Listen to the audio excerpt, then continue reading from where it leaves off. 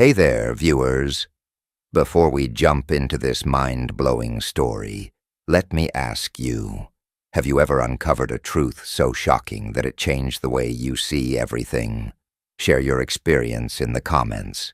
What shocking secrets did Diddy spill behind bars? His alleged confessions involve some huge names and could completely change everything we thought we knew. Let's dive in. Chapter 1. The Night Diddy finally spoke. The night Diddy finally spoke, everything changed. For weeks, he had been nothing but a ghost in 1656, silent, detached, existing but never really there. He moved like a man trying to disappear, like he knew something the rest of us didn't. And maybe he did. Because when he finally opened his mouth, it wasn't just words. It was something heavier, something darker, something that made even the hardest men in here stop and listen. It started like any other night. The block had its usual rhythm, COs doing their final rounds, inmates settling in for another sleepless stretch of time, the low hum of whispered conversations filling the space between metal bars. But something was off. I felt it before I even saw him. Diddy was sitting on the edge of his bunk, hands clasped together, eyes locked on the floor, not staring blankly like he usually did. No, this was different, focused, intentional. He wasn't lost in his thoughts. He was preparing for something. Then he looked up. His eyes swept the block, slow and deliberate, like he was searching for something, or someone. And then without warning, he spoke. "They're not gonna let me leave here alive." The words weren't loud, but they carried. Everything in the block seemed to still for a moment, like the air had thickened around us. Some guys turned their heads, others just listened in silence. But everyone heard him. Torres, the guy in the cell across from him, let out a dry chuckle. "Welcome to MDC, man. Ain't none of us leaving here alive." But Diddy shook his head. "Nah, you don't get it." His voice was hoarse, like he hadn't used it in days, maybe longer. "This isn't about prison. It's about what I know." That got everyone's attention. I'd been in MDC long enough to know the difference between a man losing his mind and a man telling the truth. This wasn't some paranoid breakdown. It wasn't the ranting of an inmate desperate for attention. This was something real, and whatever it was killing him. "I kept quiet for years," Diddy said, his fingers tightening around each other. "Played the game, did what they asked, looked the other way when I had to. Act like I didn't see what I saw." His voice dropped lower, almost a whisper. "But you don't get to walk away from that." Torres scoffed. "Man, you're just another rich dude who thought he was untouchable. Now you're sitting in the same cage as the rest of us. Ain't nothing special about your story." Diddy turned his head slowly, eyes locking on to him. "You ever hear about the tunnels?" The room went quiet. No one said a word, but I saw it. The way some of the older guys stiffened slightly, the way even Torres's smirk faded just a little. Because everyone had heard the rumors. Underground tunnels, hidden facilities, places where people disappeared, where the rich and powerful conducted their darkest business far from the eyes of the world. A conspiracy to some, a joke to others. But for those who had been in the system long enough, it was something else. A whisper of something too terrible to be spoken aloud. Diddy exhaled, shaking his head. "They think because I'm in here it's over, that I don't matter anymore. But they don't get it." He looked up, his voice steady now. "The truth is, I never mattered. None of us do. We're just pieces on a board, replaceable." A shiver ran down my spine. This wasn't just fear. This was a man who had already accepted his fate. Then, as if the universe itself was listening, the sound of boots echoed down the hallway. Not the usual COs, not the guys who did nightly rounds. No, this was different. Heavy footsteps, deliberate, moving in unison. I recognized that sound. It was the sound of men coming to collect someone. Diddy heard it too. He stood up slowly, his movements sluggish like his body was fighting against him. His eyes flicked to me. Just for a second, and in that moment, I saw it. Resignation. He already knew what was coming. Then the cell doors buzzed open, and 3 men stepped inside the block.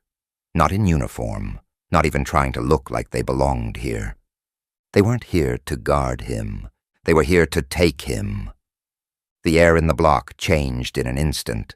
Conversations died mid-sentence. Even the toughest guys, lifers with nothing to lose, shifted uncomfortably in their bunks. Everyone here had seen their fair share of CO brutality, but this wasn't that. This was something worse. Diddy didn't fight. He didn't argue. He just exhaled softly, nodded to himself, and stepped forward. One of the men, a stocky guy with a shaved head and a blank expression, grabbed his wrist and twisted it behind his back. Not hard, not aggressive, just methodical, like it was procedure. The second man, taller, wearing a suit that looked just a little too stiff for someone used to moving freely, leaned in and whispered something into Diddy's ear. I didn't catch the words, but whatever was said, it made Diddy's shoulders tense for just a second before he exhaled again, like he was letting go. Then just like that, they walked him out. No one spoke, no one moved. We just watched as they led him down the corridor, disappearing into the shadows of the prison. The heavy steel door clanked shut behind them, locking us back into the silence. Torres finally let out a low breath. That wasn't normal. No one disagreed. I laid back on my bunk, staring at the ceiling, my mind racing. I'd seen transfers before. I'd seen beatdowns. I'd seen COs do some dirty things. But this was different. They weren't taking him to solitary. They weren't moving him to another facility. They were making him disappear. And deep down, I knew Diddy wasn't coming back. Chapter 2. The First Medical Run.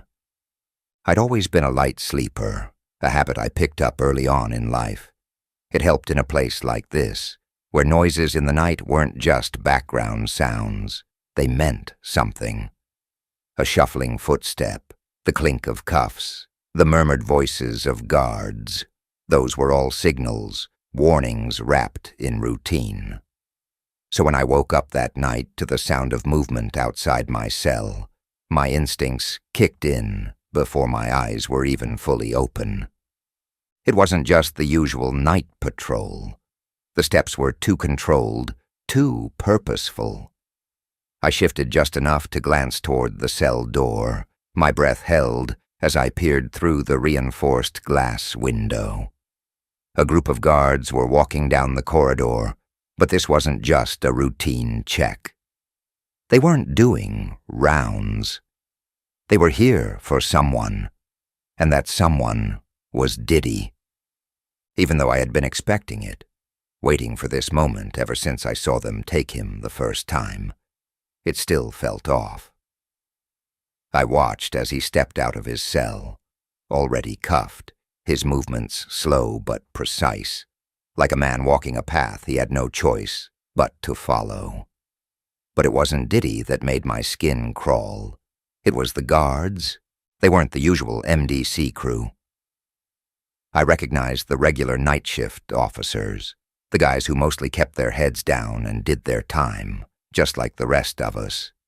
These men, they weren't them. They moved differently, too quiet, too professional.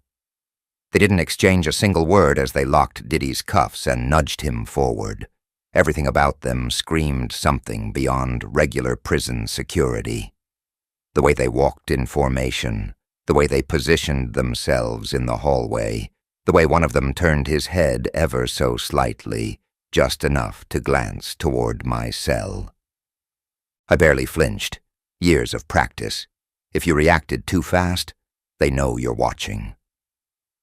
But that moment, that flick of his eyes in my direction, it sent a chill down my spine. It wasn't just a look, it was a check, like they wanted to know if anyone was paying attention. I stayed still, barely breathing, as they walked dead past my cell. Diddy didn't look at me, didn't look at anyone, just stared straight ahead, his expression blank. That was the next thing that didn't make sense.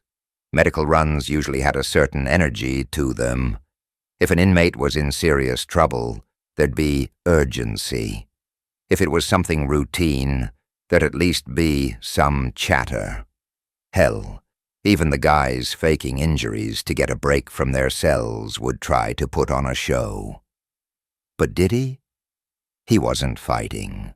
He wasn't asking questions. He wasn't even confused. He was walking like he knew exactly where they were taking him. And that scared me more than anything, because when a man stops questioning his own fate, it means one of two things. Either he's made peace with it, or he knows fighting won't change a damn thing. I didn't sleep after they left.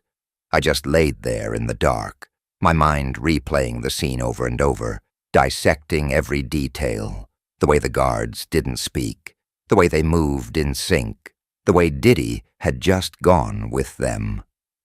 Something about it felt too controlled, too planned. I kept waiting for the usual morning noise to confirm what had happened, an announcement, a shift in routine, anything to signal that it had been a standard procedure. But there was nothing. It wasn't until a few hours later that I heard the sound of footsteps again. I got up, moving slow, careful not to draw attention as I positioned myself near the window. They were bringing him back. Diddy shuffled forward, flanked by the same men in uniform, but now he looked worse. His shoulders sagged in a way that made it clear he was exhausted down to his bones. His steps weren't sharp or controlled anymore. They dragged slightly, like his body wasn't quite keeping up with him. His hands trembled in the cuffs. I could see it even from my cell, that slight, uncontrollable shake. The guards remained silent as they led him back to his bunk. No words, no explanations, just a seamless return, like nothing had ever happened. I expected him to say something, anything, maybe even throw a glance my way. But he didn't. He just sat down, leaned against the wall and closed his eyes. His breathing was shallow. His skin was paler than before. Something had happened to him, something he wasn't going to talk about. In that silence, that acceptance, my stomach twisted. It wasn't until the next day that the rumors started. Word traveled fast in here, even without direct contact. The walls had a way of carrying stories. By lunchtime, everyone was whispering about why Diddy had been taken out in the middle of the night. The official word? A knee problem. Someone said he'd been dealing with it for years, that he messed it up in a marathon back in the early 2000s, that the pain had flared up again, and he'd needed an MRI. Some guys bought it, others didn't. I sure as hell didn't. A knee issue didn't explain why he looked the way he did. A knee issue didn't explain why they took him in the dead of night with guards that didn't match the usual MDC staff. A knee issue didn't explain the look on his face when they brought him back. I had seen plenty of guys come and go from medical runs. None of them looked like that afterward, and none of them were getting taken out repeatedly. I knew this wasn't over. I knew they'd take him again. The only question was, how much worse would he look the next time? Chapter 3. The next extraction. Sleep never really came that night. Not after what I'd seen, not after the way Diddy had looked when they brought him back. I lay still, listening to the breathing patterns of the men in the cells around me, the occasional cough, the shuffle of a restless sleeper. But more than anything, I was waiting to hear those footsteps again, waiting to see if the pattern repeated itself. It took 3 nights, 3 nights of nothing, 3 nights where Diddy barely spoke, barely ate, barely even looked up from his spot on the bunk.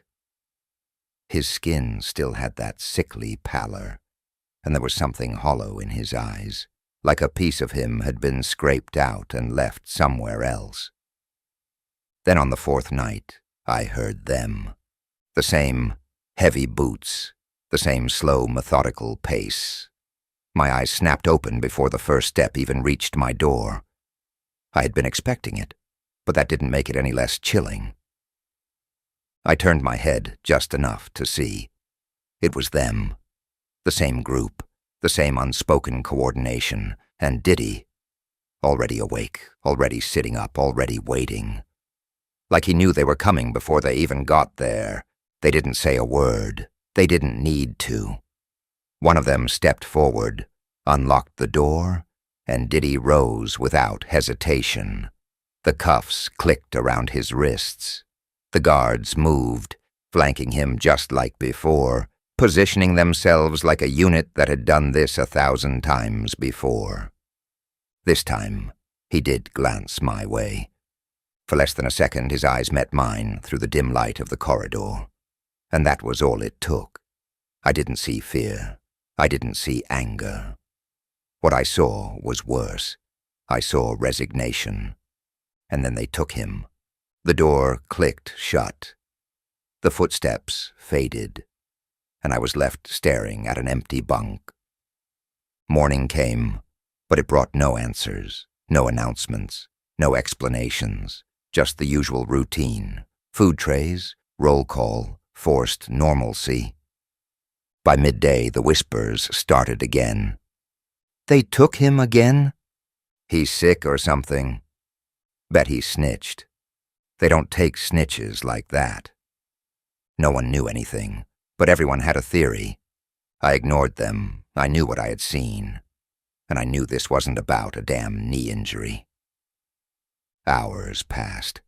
Then just like before, the boots returned. I positioned myself at the window again, watching as they brought Diddy back down the corridor. But this time, something was different. He wasn't walking. He was being carried. 2 of the guards had him by the arms, dragging him forward.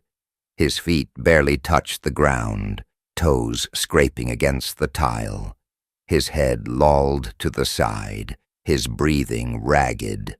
Even in the dim light, I could see the sweat glistening on his skin, the tremor in his fingers, the way his body sagged like he'd been wrung out and left hollow. They dumped him onto his bunk without ceremony. One of them reached down, unlocked the cuffs, and stepped back. Diddy didn't move. I expected the guards to leave right away, but one of them hesitated. He turned slightly, gaze shifting toward my cell again. It was the same one as last time. The one who had checked before, the one who knew I was watching. For a second I thought he might say something, that he might acknowledge it. But then he turned and walked away, boots clicking against the floor as they disappeared back down the corridor. I exhaled slowly. This was getting worse, and I needed to find out why. That night, Diddy barely moved. I watched him from my bunk, waiting for some sign of life, some indication that whatever they'd done to him hadn't completely broken him. But he just lay there, staring at the ceiling, his breathing shallow and unsteady. I thought about speaking up, about asking him what happened, but I knew better. In a place like this, silence wasn't just survival, it was protection. Whatever had happened, He wasn't ready to talk about it. Maybe he never would be. By the next morning, the bruises started to show. Dark shadows beneath his eyes, a faint purplish mark along his jaw, a stiffness in the way he moved, like his muscles ached in places he couldn't quite reach. He sat up slower than usual, winced when he stretched his arms. And yet, still he said nothing. The rumors got worse. They working him over for something? Bet he owed someone. Nah, this is something else. I kept my mouth shut, but my mind was racing. There were no debts in play, at least none that I knew of, no enemies waiting to collect, no reason for Diddy to be singled out like this, which meant this was coming from the outside, from them, and I needed to know why.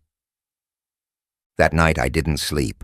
I stayed up, waiting, listening, and just like before, the boots came. Third time now, same guards, same silent routine. But this time, Diddy fought. It wasn't much, just a jerk of his arms, a quick step back, a low, hoarse, no, but it was enough. One of the guards grabbed him by the collar and yanked him forward, forcing his arms behind his back. The cuffs snapped on tighter this time. They weren't taking chances. Diddy gritted his teeth, but he didn't scream. He didn't give them the satisfaction. They hauled him out. And then, for the first time, I heard something different. A voice. One of the guards. Low, cold, final. You know how this ends. And then they were gone. I clenched my jaw. My fingers curled into fists at my sides. I didn't know what the hell was going on, but one thing was clear. Diddy wasn't coming back the same, if he came back at all. Chapter 4. The Breaking Point. I didn't sleep. I couldn't.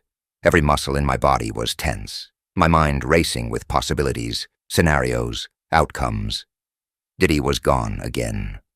That made it 3 times now, and this time, I had a feeling it wasn't going to be like the others. I lay there in the dark, counting the minutes, the hours, tracking the passage of time through the subtle shifts in sound, the way the prison breathed at night. The occasional cough from another cell, the rustle of fabric as someone shifted in their bunk, the far-off murmur of guards at the end of the corridor, voices too low to make out. But mostly I listened for footsteps. I told myself I'd stop waiting after the first few hours, that I wouldn't be like this. But I was. I couldn't help it. Every time I closed my eyes, I saw the way they'd dragged him out of here, the way he'd resisted, even if it was only for a second, and the way the guard had spoken to him before they disappeared into the hallway. You know how this ends. I swallowed hard and forced my breathing to stay even, because I did know how things like this ended. I'd seen it before, but it didn't mean I was ready for it.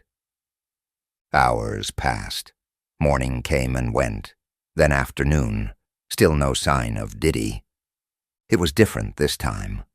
The last 2 times, they brought him back within hours. This time, it stretched longer, long enough that people noticed. What the hell did he do? Maybe he ain't coming back. Nah, they'll bring him back. They always do. They just like to make sure you remember. The whispering never stopped. Neither did the looks. Inmates watched Diddy's empty bunk like it was some kind of omen, some kind of warning. No one wanted to be the next one taken in the dead of night. I didn't say anything. I just kept my head down, waiting. The way I saw it, there were only 2 options now. Either they'd bring him back, or they wouldn't. It was just after sundown when I finally heard the boots. I didn't move right away. I forced myself to stay still, to listen first, to absorb. They weren't moving fast. No rush, no urgency. Just the same measured pace, the same silent discipline as before. But something felt wrong. I turned my head slowly, just enough to see through the small glass window on my door. And there he was. Diddy was back. But he wasn't walking. Two of them carried him again, one under each arm, the way you'd haul a body too heavy to support itself. His feet dragged along the ground, leaving faint smears of something dark on the tile. His head lolled forward, chin nearly touching his chest. He looked worse than before. So much worse. My stomach twisted. They dumped him onto his bunk without care, the way you'd toss a sack of trash to the curb. His body hit the thin mattress with a dull thud. One of them reached down, unclasped the cuffs from his wrists, then straightened. He didn't move. I waited for something, anything, for him to groan, to shift, to cough, to breathe. Nothing. The guards left without a word. But this time, as they passed my cell, the same one as before hesitated again. He didn't turn his head, didn't look directly at me. But he knew. Then he walked away. I counted 5 minutes before I moved. Slowly, cautiously, I slid off my bunk and stepped toward the glass. "Diddy," I whispered, just loud enough to reach his cell. "You good?" No response. I gritted my teeth, glancing at the other cells. No one was watching. No one wanted to get involved. That was the rule. Whatever happened in the dark was between you and whoever came for you. If you made it back, you kept your mouth shut. If you didn't, well, you didn't. I tried again. "Diddy." A twitch. A shift in his breathing. It was faint, but it was there. Relief flooded through me, but it was short-lived, because then he moved his arm, or tried to. His wrist flopped, useless, like it had no weight to it. His fingers twitched once, twice. Then I saw the bruises, dark bands wrapped around both wrists, raw and swollen, the kind of damage that only came from prolonged restraint. His skin was clammy, his breathing too shallow. I couldn't see his face from this angle, but I knew. Whatever they'd done to him, it had been worse this time. Much worse. That night I didn't sleep. I stayed up, watching him from my own bunk, waiting to see if he moved, if he made a sound. Hours passed. He didn't. By morning, the bruises on his face were more pronounced. His left eye had swollen halfway shut. His lip was split. His hands trembled when he reached for the cup of water by his bunk. It took him 3 tries before he finally gripped it properly. He still hadn't spoken. I wanted to ask. I wanted to know. But what would I even say? What did they do to you? Why you? Are they coming back? The truth was, I already knew the answers. The question I didn't have an answer for was why they hadn't killed him yet. The days blurred together after that. Diddy barely spoke, barely moved. Whatever fight had been in him before was gone now, stripped away piece by piece until he was just existing. And for the first time, I wondered if that was the point, if this was what they'd wanted all along. To break him, to make an example. The whispering never stopped. The theories grew wilder, more desperate, but no one asked Diddy, no one dared. Then 3 nights later, the boots came again. And this time, when the guards unlocked his cell, Diddy didn't resist. He just stood. No hesitation, no fight, just acceptance. Like he already knew there was nothing left to resist. I watched. Every nerve in my body screaming at me to say something, to do something. But what could I do? What could anyone do? This wasn't a fight we were meant to win. They led him away. And as he passed my cell, he glanced at me one last time. It was the same look as before. the same quiet surrender. And in that moment, I knew. Diddy wasn't coming back this time. Chapter 5. The Vanishing. Diddy didn't come back. The first night I told myself he would. That this was just another part of whatever sick game they were playing. That he'd show up in the early hours, battered and broken, but still breathing, still here. But he didn't. By the second night, the whispering started again. They offed him. He's in the hole. Nah, man, you don't get taken that many times and live to tell about it. I kept my head down, my ears open, my thoughts racing. I wanted to believe he was still alive, that maybe he was just locked away somewhere, too damaged to bring back. But deep down, I knew better. I'd seen it before, when someone vanished like that, without warning, without a word. It was never good. The guards didn't say anything, they never did.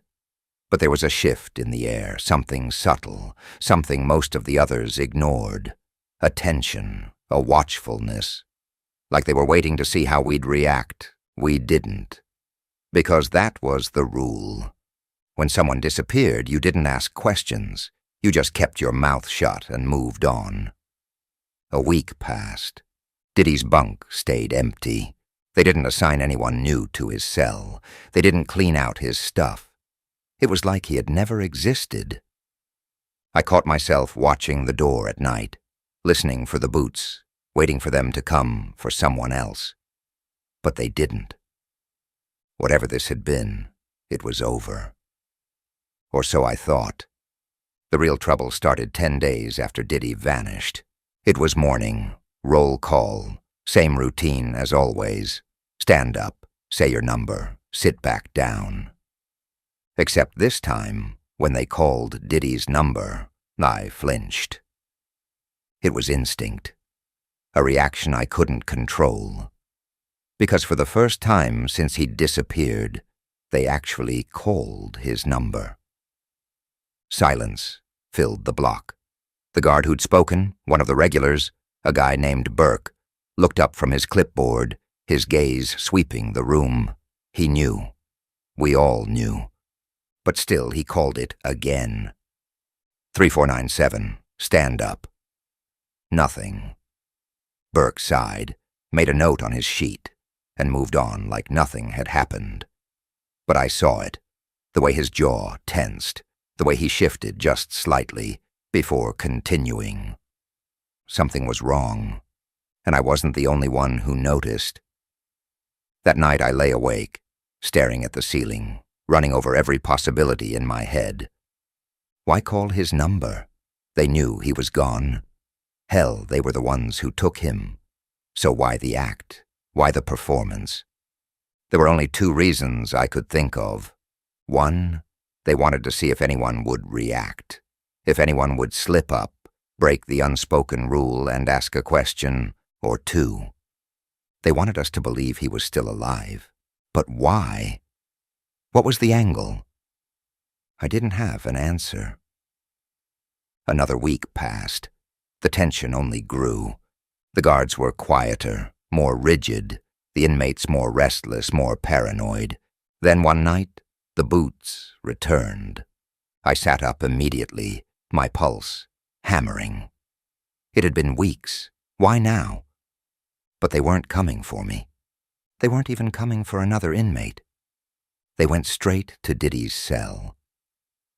I watched as two guards stepped inside, their movements methodical.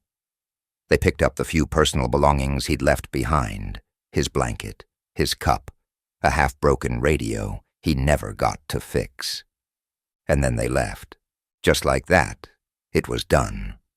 I don't know why that moment hit me harder than the rest, but it did. It was final. Absolute. Diddy was gone, for good, and no one would ever know why. The next morning they assigned someone new to his cell. A young guy, barely in his 20s, fresh in, eyes still too bright, too full of questions he didn't yet know he wasn't supposed to ask. I didn't talk to him. I didn't talk to anyone. I just kept my head down, because now I knew the truth. This place didn't just break people. It erased them. But the strangeness didn't stop there. 2 days after they cleared out Diddy's cell, something else happened, something that didn't make sense. A letter arrived. It was slipped under my door during mail call. No name, no return address. Just a single sheet of paper folded in half. I hesitated before opening it, glancing around. No one else seemed to notice. I unfolded it carefully, heart hammering. Inside, scrawled in shaky, uneven letters, was a single sentence. They don't know I'm still here. My breath caught. I read it again, gripping the paper so hard my fingers ached. It wasn't possible. It couldn't be possible. Diddy was gone, wasn't he? I didn't sleep that night. Every sound, every shadow sent my thoughts spiraling. Was this some kind of trick? A setup? A warning? Or was Diddy really alive? I played out every scenario. If he had somehow survived, if they were keeping him somewhere else, then why let me know? Why take the risk? Unless he wanted me to do something. But what? I burned the letter that night, watching the edges curl and blacken, turning to ash in my hands. I couldn't afford to be caught with it. Not if it meant what I thought it did. The next day, I listened more carefully than ever. Paid closer attention to the guards, the shifts, the hidden spaces beyond the cells. I was looking for something. I didn't even know what. But I kept looking. Because if there was even a chance Diddy was still alive, I had to find him. Chapter 6. The Echoes of the Vanished. The prison had a rhythm, a cruel, unyielding rhythm that never stopped, never slowed, no matter who disappeared. It was a machine, and we were the moving parts, some rusted, some broken, all replaceable. But after Diddy, something had shifted. The guards still marched their rounds. The chow line still snaked through the mess hall. The fights, the deals, the quiet desperation. It all continued.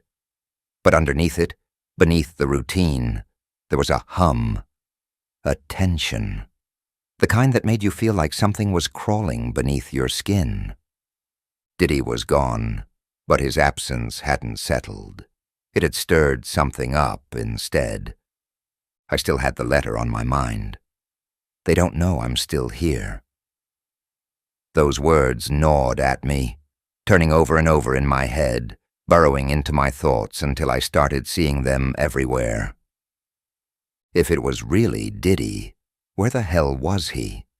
If he wasn't dead, if they hadn't thrown him in some deep hole to rot, then why bring him back, and why tell me? I needed answers, but asking questions in here was a dangerous game. You had to move slow, careful, like stepping through a minefield blindfolded. I started small, listening, watching, noticing the little things most people ignored. And that's when I saw it. The guards had changed their patterns. They weren't just watching us, they were watching each other. I tested my theory at lunch, picked a spot near the back, where I could see more than I was seen. There were always guards stationed along the walls, hands resting near their belts, eyes sweeping the room. But today, they weren't just scanning inmates. They were looking at each other, subtle but deliberate. One in particular caught my attention. Burke. The same one who had called Diddy's number like it still meant something. He wasn't eating. Wasn't standing stiff like the others. He was waiting. I could see it in the way his fingers twitched at his side, the way he leaned just slightly toward another guard, like he was anticipating something. Then as I watched, He reached into his pocket, pulled out a folded slip of paper, and palmed it to the guy next to him. Quick, discreet, practiced. My stomach tightened, notes between guards. That wasn't normal. Not unless something was wrong. I didn't have time to think about it, though, because that's when I heard the whisper. "Yo, new kid wants to talk to you." I turned my head just enough to see Benny, a lanky dude with a rat-like face, nodding toward the far side of the room, toward Diddy's old cell, toward the new guy. I hesitated. I hadn't spoken to him since he got here. Didn't plan to, either. But now I needed to know what he knew. He was sitting on his bunk when I stepped in. Didn't look surprised to see me. If anything, he looked like he was expecting it. "They told me about you," he said. His voice was low, careful. Not cocky, not scared, just aware. I leaned against the wall. "Yeah. Who's they?" "The ones who were here before me." I felt my pulse skip. "Diddy?" The kid's expression didn't change, but I caught the flicker in his eyes, the hesitation. Then he nodded, just once. I sat down. What did he say? "That you'd come looking." He tilted his head. "And that when you did, I should give you this." He reached under his mattress and pulled out a crumpled sheet of paper. Another note. I took it, fingers tight, heart hammering, opened it, read it. Same place, same time. Don't let them see. I swallowed hard. This wasn't over, not by a long shot. The message was vague, but I knew what it meant. Back when Diddy and I first started talking, we had a spot. An unwatched corner of the yard, just past the weight benches, near the back fence where the cameras were busted. It wasn't much, but it was ours. And if he wanted me to meet him there, then that meant he was planning something. Or worse, he needed help. I waited until night. The yard was closed, but that didn't mean it was empty. There were ways out if you knew where to look. I moved slow, sticking to the edges, slipping past the blind spots, keeping my head down. My heart was pounding, my mouth dry. Then I saw it. A shadow. Just past the fence, near our old spot. I stepped closer, swallowed hard. "Diddy?" The figure shifted, a whisper carried through the cold air. "You took your time." It was him, alive. I exhaled, a breath I didn't realize I'd been holding. What the hell is going on? He didn't answer right away, just looked past me, scanning the yard, checking for eyes. Then he moved closer, his voice urgent, strained. "They moved me," he said. "Down below." I frowned. "Below?" Diddy nodded. "Basement level, where they keep the ones they don't want anyone to see." My stomach twisted. The basement. A place every inmate had heard about, but none had ever seen. A rumor, a ghost story. Except Diddy had been there, and now he was back. "They think I'm dead," he whispered. "That's why I could get out. They're sloppy when they think they've won." I shook my head, my pulse hammering. "Why? Why keep you alive at all?" His jaw tightened. "Because they need me. Because there's something going on in this place, and I know too much." "What do you mean?" Diddy glanced back, then leaned in. "It's not just inmates disappearing," he murmured. "It's guards, too." A chill ran down my spine. Guards? That was new, and it changed everything. Diddy pulled something from his pocket, a key. Small, unmarked, but unmistakably real. "I'm not the only one down there," he said. "There are others." "I need your help." I stared at the key, at him, at the bruises still lining his face, the weight he'd lost, the urgency in his voice. I should have said no. I should have walked away. But I didn't. Because if there were others down there, if what Diddy was saying was true, then this prison wasn't just a cage. It was something else. Something worse. And I was about to find out what. Chapter 7. The Descent. I didn't sleep after meeting Diddy. Couldn't. His words kept replaying in my head, twisting into something darker every time I thought about them. It's not just inmates disappearing. It's guards, too. I lay in my bunk, staring at the ceiling, listening to the prison breathe around me, the distant echo of voices, the occasional shuffle of feet, the metal groan of doors locking and unlocking. It was routine, familiar, but now it felt different, because now I knew what was beneath it, the basement. I'd heard about it before, like everyone else. Whispers traded in the yard, half-joking warnings passed between cells. That's where the real freaks go. They got a place for guys they don't want coming back. Ain't no cameras down there, no records. Nobody really believed it, though. Not fully. It was just another prison story, something to scare the new guys. But now? Now I had a key, and that meant it was real. And it meant I had a choice. I could pretend I never saw Diddy. Forget everything he told me, keep my head down, serve my time, and hope like hell I never got marked. Or I could find out what was happening in this place. I made my decision before I even realized I had. Because deep down, I knew there was no pretending, no forgetting. Not after what I'd seen. But I couldn't go in blind. I needed a plan. First, I had to figure out how to get down there without ending up in a body bag. Second, I had to know what I was walking into. That meant I needed someone who knew more than I did. There were guys in here who knew things. Some ran the trades, others ran the fights, and then there were the ones who ran the information. Which is why, the next day, I found myself in front of Tito. Tito wasn't big, but he didn't have to be. He had eyes and ears everywhere, and if something happened inside these walls, he knew about it. He sat at his usual spot in the yard, arms crossed, watching the world move around him. I took a seat across from him, kept my posture relaxed. No sudden moves, no desperation.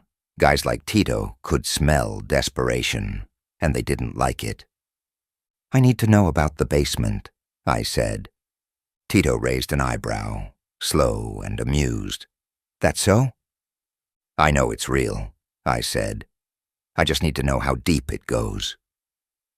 He studied me, then let out a short laugh. Man, you don't want to know. Yeah, I do. His expression shifted, not quite a frown, but close. He glanced around, then leaned in, voice lower now. The basement ain't a place you walk into. It's a place you end up. I didn't say anything, just waited. Tito exhaled. They bring people down there, but they don't bring 'em back. Diddy came back. Tito's head snapped up, his eyes narrowing. He stared at me for a long moment, then shook his head. If Diddy came back, then he ain't supposed to be here. That made my stomach twist. What do you mean? I mean they don't make mistakes like that. He tapped his fingers against the table. If he's here, it's for a reason, and trust me, it ain't a good one. I left the yard with more questions than answers, but I knew one thing for sure now. I couldn't wait. The longer I did, the more likely it was that Diddy, and whatever he knew, would vanish for good. That night I made my move. Slipping out of my cell wasn't easy, but it wasn't impossible either.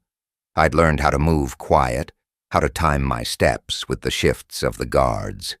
The key Diddy gave me was burning a hole in my pocket as I crept through the corridors, heart pounding.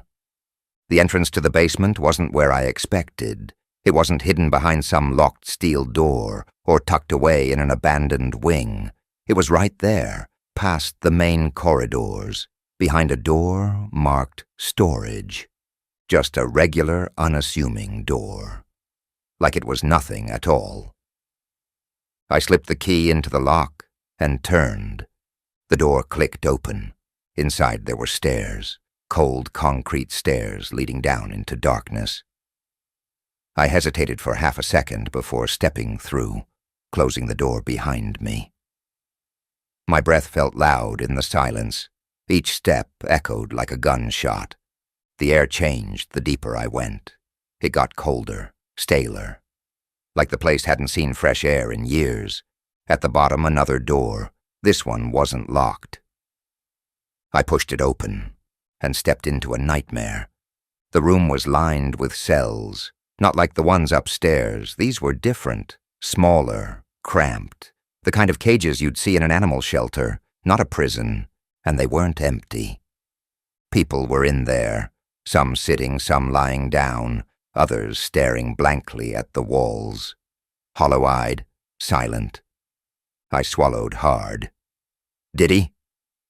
A figure shifted near the back, then a voice, hoarse but familiar. "Took you long enough?" I rushed to his cell. "What the hell is this?" Diddy pushed himself up, wincing.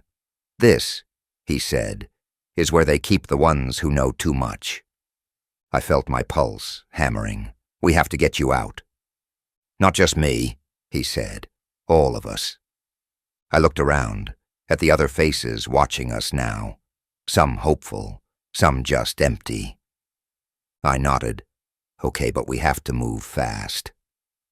Diddy held up something small, another key. "Already ahead of you." We moved quickly, unlocking as many cells as we could, pulling people out. Some were too weak to walk. Others moved like ghosts, like they'd forgotten what freedom felt like. I barely had time to think before I heard it, the heavy stomp of boots above us. The guards had noticed. "We're out of time," I hissed. Diddy shoved a bundle into my hands. "Take this." "What is it?" "Proof." There was no time to question it, no time to second guess. We had to move.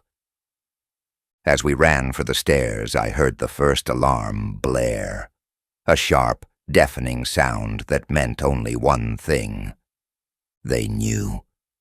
And they were coming for us. Chapter 8. The Manhunt. The alarms screamed through the prison, bouncing off the walls, making it impossible to think. The heavy stomp of boots above us meant only one thing. They knew we were down here. I turned to Diddy. "Where do we go?" His face was grim. "There's another way out, back corner, but it ain't gonna be easy." We didn't have a choice. The others, 7 of them, faces pale and eyes sunken, moved sluggishly behind us. Some looked like they hadn't walked in weeks. One guy collapsed before we even reached the first corner. "Help him!" I snapped at one of the stronger-looking prisoners. The man hesitated for a second before throwing the guy's arm over his shoulder. We kept moving. Diddy led the way, his steps quick but careful. The basement wasn't big, but the layout was like a maze. Sharp turns, sudden dead ends, staircases that led to nowhere. The place was designed to keep people in. "How do you know there's another way out?" I asked, breath ragged as we rounded another corner. Diddy didn't look back. "Because I watched how they brought me in." He skidded to a stop at a rusted metal door, barely visible in the dim emergency lights. He yanked on the handle. It didn't budge. "Locked," he muttered. He turned to me. "You still got that key?" I pulled it from my pocket, hands shaking. It wasn't the same shape as the last lock. My gut twisted. I don't think it'll fit." "Try it." I jammed the key in, twisted, nothing. Above us, the sound of boots got louder, closer. "Diddy, we don't have time," I said, panic creeping into my voice. "Move," he snapped, yanking a small screwdriver from his waistband. He jammed it into the lock, twisting with practiced precision. "Give me a few seconds." "We don't have a few seconds." Then the lock clicked. "Go!" Diddy pushed the door open, and we stumbled into a narrow corridor lined with old pipes and exposed wiring. The air smelled damp, like rust and mold. It led upward toward another door, this one with a grated window. We sprinted. Behind us, the first set of guards poured into the basement. Shouts rang through the air. Orders were barked. Footsteps pounded after us. Diddy and I hit the door at the same time. It didn't budge. "Come on!" I slammed my shoulder against it. The others crowded behind us, panic rising. Diddy scanned the door, fingers tracing the metal. "Hinges are weak. Help me." I didn't think. I just threw my weight into it. Once. Twice. On the third hit, something cracked. The door groaned, then burst open. We spilled out into a dimly lit maintenance hall. "Move!"